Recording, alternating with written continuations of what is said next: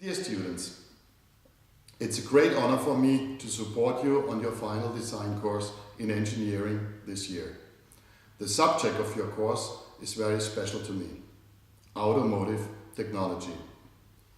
Personally, I had the chance to work already more than 35 years in this inspiring industry. In the R&D departments of BMW, Audi, and most of the time at Porsche.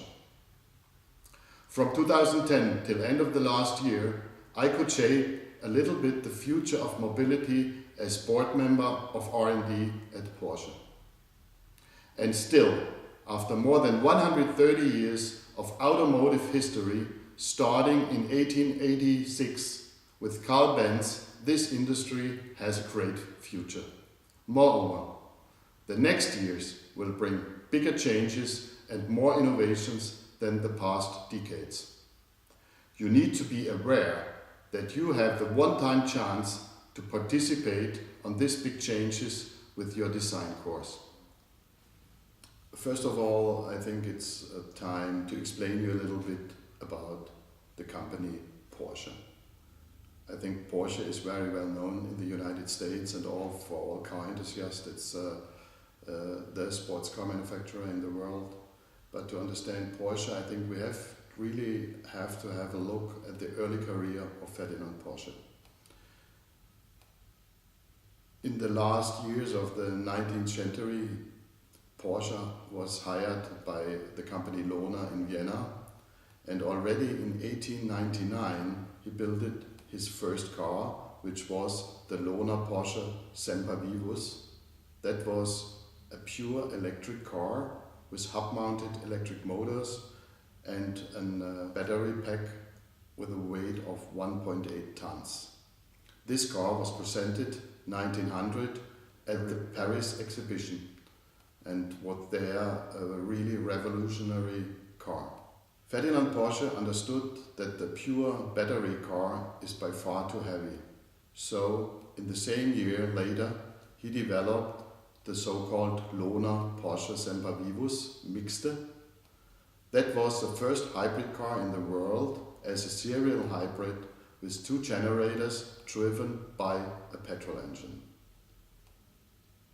In 1986, he moved to Austro-Daimler as a chief designer, and he worked there for more than 16 years, and in 1923 he joined Daimler Motorengesellschaft as technical director. In 1926, Daimler and Benz merged into Daimler-Benz, calling their products Mercedes-Benz. In 1929, he left Mercedes-Benz, and 2 years afterwards, he founded the Dr. Inch HCF Porsche company. That was the start of Porsche company. The company was founded as a design office and consultancy company for engine and vehicle development. The first development was a Grand Prix race car, Auto Union Type C, an unbelievable race car for Grand Prix races with a 16-cylinder engine. The most important development of the first years was the Volkswagen Beetle. That started in 1934. Still to that point, Porsche has never produced a car under the brand name Porsche. And Ferry Porsche, the son from Ferdinand Porsche, was already a part of this new company. After the World War, they had to move to Austria, and then Ferry Porsche wanted to build his first new car. And the start was very simple. He said, "In the beginning I looked around but couldn't find the car I dreamed of, so I decided to build it myself." And the first car from the Porsche brand was a 356 No. 1 Roadster built in Austria in the year 1948. In 1950, they went back to the old plant in Zuffenhausen and started the production of the 356 in Stuttgart. in 1963, the first Porsche 911, the brand's icon, was produced at Porsche. Now let's talk a little bit about Porsche in the United States. This breakthrough for Porsche was the 356 Pizza in the mid-50s. That was a tiny little car, but super light, small engine, but with a very good power to weight ratio, an absolutely performant car. And with that car, the success story of Porsche started. When in the 60s the 911 was introduced also in the US market, it became the most successful sports car in the world. In the meantime, more than 800,000 911s are produced, and most of them are still alive. If you look at the history of the 911, it started with an origin 911 short wheelbase, which you can see also here on the side. The next milestone was the 911 Turbo Type 930. Starting point was 1975. That was one of the first turbocharged cars in the world. And it showed that even with a small capacity engine, you could really build a super sports car. In Europe at the time, that was a dream car of generations, and still it is today. The latest developments on the sporty side was last year's 911 GT3 RS. This is, let's say, the extraction of sportiness on a 911 base.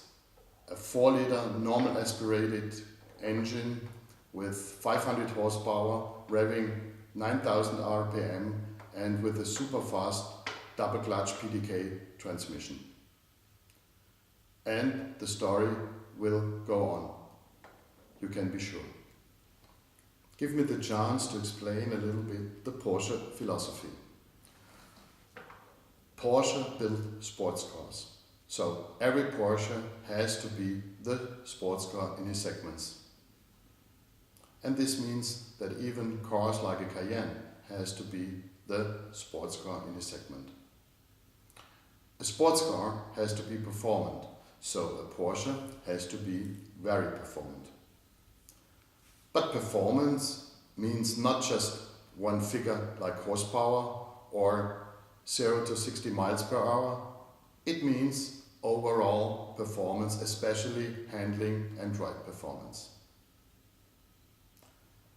Porsche very often uses relatively small engines, but if the car is lighter, the handling is better, also the performance is improved. Power to weight ratio is one of the keys. So for us, one of the most important targets or objective is a performance or lap time on a race circuit like the Nürburgring Nordschleife. For us, and I think also for the world, the Nürburgring is the most demanding racetrack in the world. All our cars have to pass this step in order to guarantee the perfect sports car. Tradition is very important at Porsche, but tradition doesn't guarantee the future. So we have to work also for the future of mobility at Porsche. And you can be sure, we have also big concerns about the environment, and we are aware about our responsibility. So for us, a solution has to be performance, efficiency, and sustainability. So 7 years ago, we started our initiative, Intelligent Performance. I was personally very much convinced that electrified mobility is a solution of the future. And the first step into e-mobility has been plug-in hybrids. And already in 2012, we presented our first plug-in car, the Panamera e-hybrid. In 2013, we presented the 918 Spider, a plug-in hybrid in the clothes of a super sports car. The 918 Spider combines incredible performance combined with unbeatable efficiency and pure emission-free driving in the cities. His world record for road cars at the Nürburgring Nordschleife in 2013 was challenged by several competitors, but was never beaten till today. In 2014, we also introduced the Cayenne plug-in and offered already 3 different plug-in hybrids in the sedan segment with the Panamera, in the SUV segment with the Cayenne, and in the sports car segment with the 918 Spider. No other manufacturer in the world was following this plug-in strategy as consequent as our company. To understand Porsche, we have to talk also about motorsport and the racing activities at Porsche. Racing we use always as a lab for our future road cars. So in 2011 we decided to participate at the Endurance World Championship, including the most demanding race, the 24 Hours of Le Mans. At that year we started the development of our Le Mans prototype, the Porsche 919 Hybrid. In this category we are racing the most advanced, most powerful and most efficient race cars in the world. The Porsche 919 combines a high-efficient, small 2-liter 4-cylinder turbo engine with a 500 horsepower hybrid system. We are using 2 energy recovery systems. The one is KERS, Kinetic Energy Recovery System, and also an exhaust gas energy recovery system to feed the battery. With the 919 Hybrid, we won 2015 and 2016 the Endurance World Championship and the 24 Hour of Le Mans in a row. The next step in future mobility are pure EVs or BEVs. All the know-how we learned in the past years of our project, like the 918 Spider and the 919 Hybrid, we integrated in our first pure EV, the Porsche Mission E. This will be the first full electric car of Porsche. Start of production will be in 2019, and it will be a true sports car with high performance, more than 600 horsepower on one hand, high range with more than 500 kilometers, and the first 850 volt system in production cars, combined with a high performance charging system. The target is to charge 80% of range in less than 15 minutes.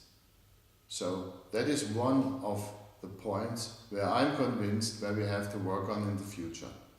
Dear students, now you have the chance to participate on the future of mobility with the start of your design course. The task is the optimization of battery electric vehicles in regards of efficiency, power consumption, charging performance and alternative charging.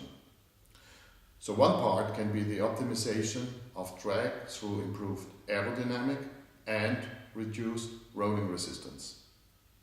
One important other goal is the implementation of new charging systems like solar panels or inductive charging. Please feel free to bring your own ideas to this project. I'm very glad to support you in the next weeks, and maybe it is the first step into my vision. The first pure EV to win the 24 Hours of Le Mans. Thank you very much for your attention, and I'm looking forward to work together with you for the next weeks on our project.